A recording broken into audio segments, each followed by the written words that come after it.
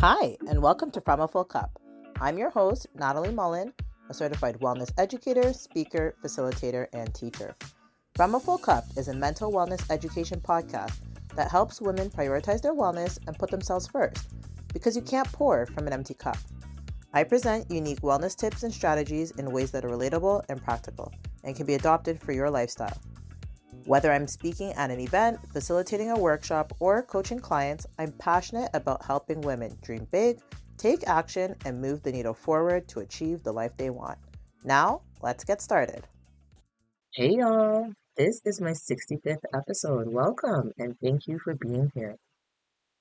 Last week I spoke about how to close out the year with intention. And on today's episode, which is also the season finale, I just want to hold space for those who've had a difficult year. But before we get into today's episode, let's do a wellness check. This is an intentional time to just check in with yourself and see how you're doing. A moment to pause, reflect, and touch base with yourself. On a scale of 1 to 10, how is your joy? How is your energy? How is your sense of purpose? How is your well-being?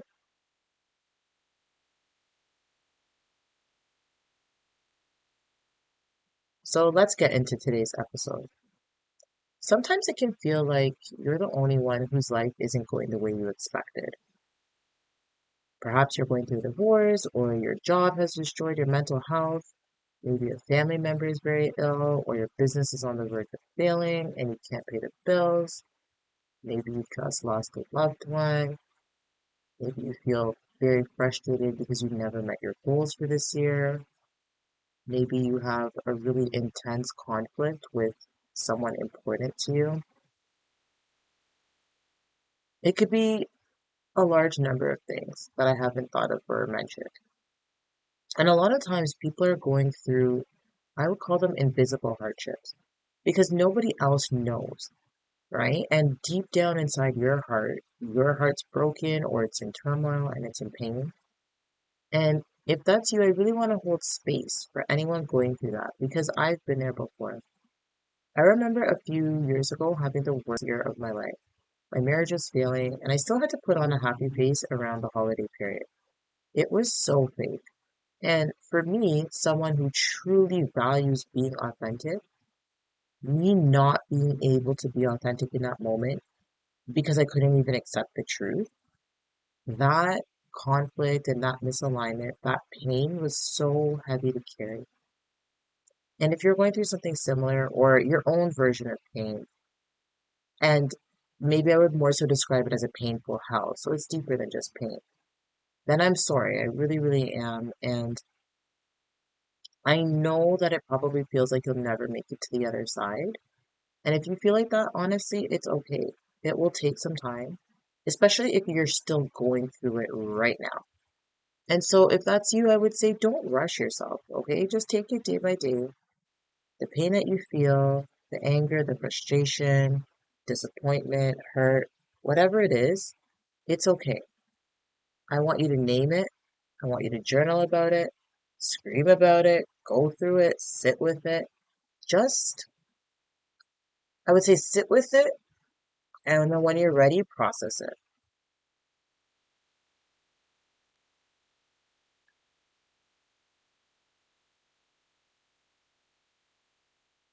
One day you will be able to heal and move forward, but if that's not today, that's okay. Don't rush the process. Now is really the time to take care of yourself. And I want you to consider the 12 elements of wellness. Are there areas that maybe you've really suffered from?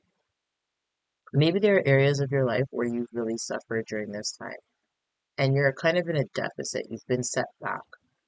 So take the wellness balance assessment that's in the show notes because the areas where you have the lowest scores, that's where you want to focus your attention as you close out the year. How can you fill your cup in those areas? Perhaps the area of rest or your physical health has been compromised. Maybe you're really struggling with mindset and purpose, or maybe your relationships are strained. Maybe you feel really unfulfilled in your work and you're thinking of a career change, whatever it is, don't beat yourself up. Just use that as your North Star for how you can be intentional about focusing on your well being moving forward. And I know that, again, if you're going through something really hard and it's been a bad year, you might feel like I'm not strong enough. I can't handle this. And what I would say to you is that it's okay to feel like that. And I would say don't focus on being strong, just focus on getting to the next day. It's okay to be in survival mode at points in time. You're doing the best you can. Remind yourself of that. You're doing the best you can. And I know another thought is often like, why do bad things always happen to me? Especially if it seems like you're having, difficult year after difficult year after difficult year. And I promise you, the world is not out there to sabotage you. And I would encourage you to think, instead of thinking why bad things are always happening to me, I want you to try to take back your power and say, what can I do to position myself for better? Whether that's more abundance, more wealth, more love, more joy, more happiness, more fulfillment. What can I do to position myself for that? And I can really talk from personal experience here because when my husband and I separated a few years ago and he had filed for divorce, I didn't know how to go on. Honestly, life as I knew it and the future that I imagined was dissolving before my eyes. And I sank into a really deep depression. I think I talked about that in the first couple episodes, maybe episode 1 and 2 of this podcast. And I knew I couldn't stay in that dark space of depression. So I worked with a therapist to heal, but I really wanted more. Like, I just wanted to move forward. I wanted to be myself again. I wanted to thrive, and I really wanted to tap into my purpose. That was really important to me. So I worked with a coach, and she honestly changed my life, and she helped me get out of my head and really make a plan for myself to move forward. And I did, with grace and strength, and sometimes a few bruises along the way, bumps and bruises. But I kept moving forward because I just knew that there was more out there for me. And if you have that calling, like that, like it's almost like a spidey sense within you that's calling you for greater, that's calling you for more, I encourage you to follow it. It's like your intuition speaking to you, and it is telling you, it is pushing you towards desiring more. And if you're hearing my voice, think about it. Maybe there's a reason why you're listening to this podcast episode because there are a gajillion amount of podcasts out there. So why did you tune into this one today? If you don't know my story, the blessing that only God could provide is that my marriage was actually restored. And most importantly, I was restored. My sense of self, my identity, my sense of passion and purpose and impact, it was all restored. So, and I could never have imagined it would be and that I would be at the place I'm at right now. But sometimes you just gotta go through it. You know what I mean? You can't get to the other side unless you go through the tunnel. So if you're in a dark place right now, hold on and just keep moving forward. Even if it's centimeter by centimeter, inch by inch. Now, if you're trying to figure out how to move forward, this is what I tell my clients. Start by figuring out what you want out of life and how you want to feel. That's it. Just start there. Okay, and then we'll build the roadmap of how to get there, and we'll figure out all the other stuff along the way. So, as we're thinking about the end of the year, it's always a good time to process, to reflect, and just really consider how do you want to close out 2023. I want you to think of what is a lesson that I can learn from this year, because there's always a lesson. And I think that that's one of the redeeming points of going through some really, really tough things because nobody wants to go through tough things, right? But at least if we can learn a lesson along the way and a lesson that's going to help improve our lives going forward, then not just necessarily say that it was worth it, but kind of, right? Like there is some kind of benefit. And then I also want you to ask yourself, what have you learned about yourself this year? Have you learned that you're more resilient? Have you learned that you're stronger than you thought? Have you learned that you're more patient? Have you learned that you need more support? Have you learned that certain people actually were very supportive for you? What have you learned about yourself this year, how in how you've handled situations and how you've shown up? And I want to share with you just three strategies that I think will help you if you're trying to release this year. And the first is to journal, but this is like a deep, dark journal. I was speaking to a client and her version of journaling at first was really kind of staying positive because she's a really positive person and she really wants to stay positive. And that can be fine and dandy, but we don't want to stay so positive that we actually deny ourselves of validating the experiences that we're currently going through. There's nothing wrong with writing out something as a matter of fact of what it is, right? Because it's not like we're saying, oh, woe is me, this happened to me, oh my gosh, life sucks forever and ever, and this is my future forever. No. But if life is really tough right now and things are hurting and you're upset and you're angry, those are real emotions. We have negative emotions and positive emotions, and they're both valid. We need them all in the context of life. And so I want you to journal and I want you to write out everything you're feeling. If people have let you down, if people have hurt you, if people have betrayed you or disappointed you, if something, a situation happened that, has thrown you back or set you back, if there's been a loss, whatever the situation is that's been really difficult for you to handle, write it out and write out the details because this is a very cathartic experience. It allows you to release, okay? It allows you to acknowledge, it allows you to validate, and it allows you to release those experiences. And the second tip I would give you is to cry. Now, this is like, oh my gosh, just such a go-to for me. I don't cry all the time. I'm not, some people would just cry like every week. Like, that's not me.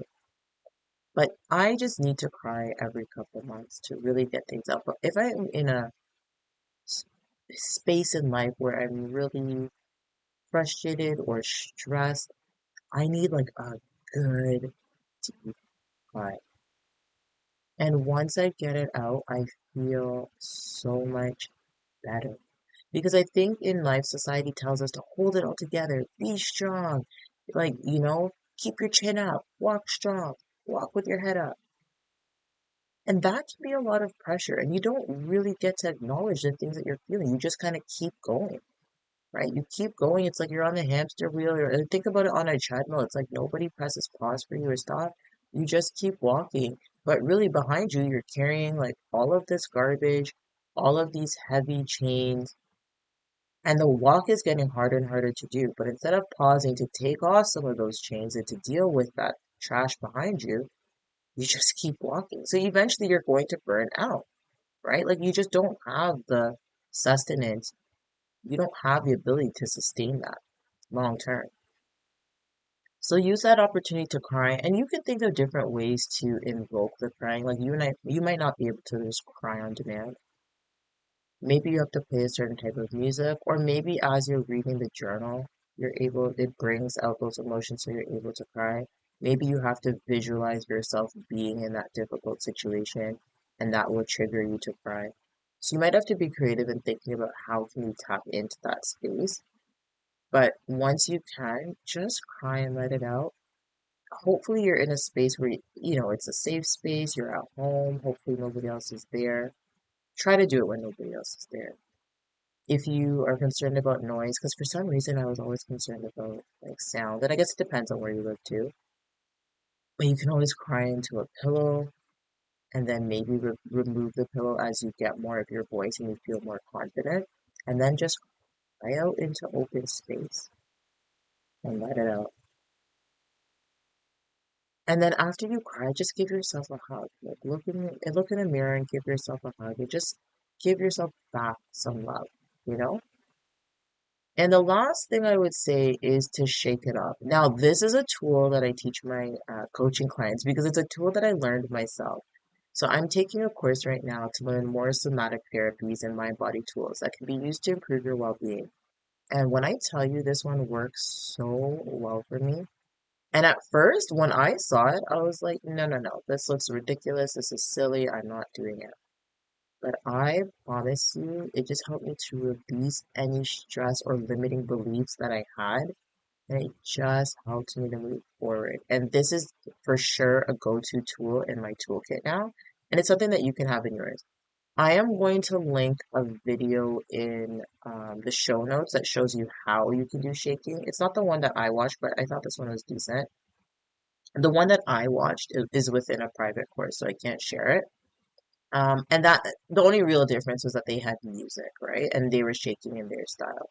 But this is still a good example. I do like the option of having music when I'm shaking. I feel like that is helpful for me. But you'd have to find the right song, and I'm not really good at finding music, if you know me. But so I just shake to the music that was already in the video that I watched. But you can shake without music, or you can find your own type of music. I maybe just start without it, and then you might sense what kind of music you need to be able to shake to. But it's literally just shaking your body, and there's no rhyme or reason. With me, I just went with the flow of the music. You might be shaking both hands at the same time. You can shake up, you can shake down, you can shake your legs, and I'm telling you, oh, it just helps me feel so, so good. And I think it'll really help you in releasing anything from this year. All right, so for today's call to action, I want you to get a piece of paper and I want you to write out the hardest points of the year, like the three hardest points of this year, or three hardest moments or experiences. And I want you to be as detailed as you can.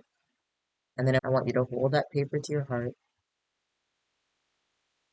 say thank you for the lessons. I'm ready for my next chapter.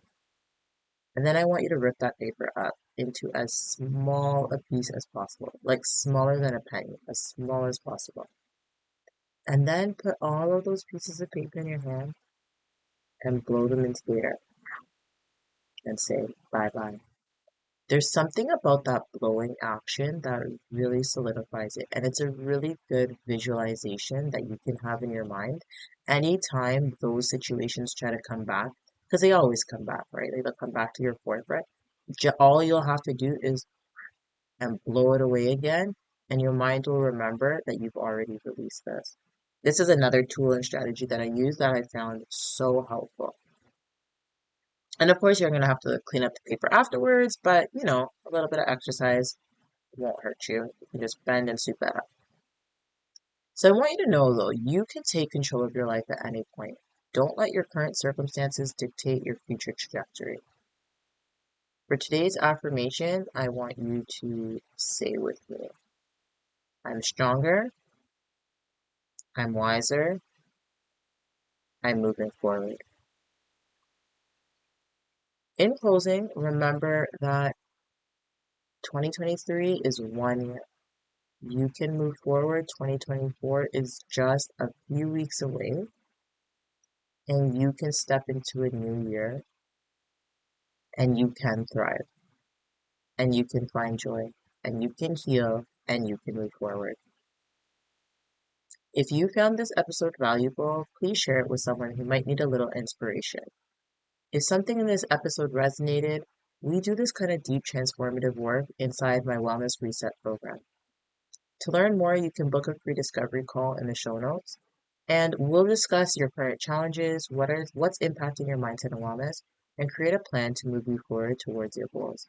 Because again, you deserve to thrive and have happiness, fulfillment, and a deep sense of purpose. This podcast was brought to you by Captivate. If you want to start your own podcast, click the link in the show notes. Until next time, continue to serve yourself, your loved ones, and your community from a full cup.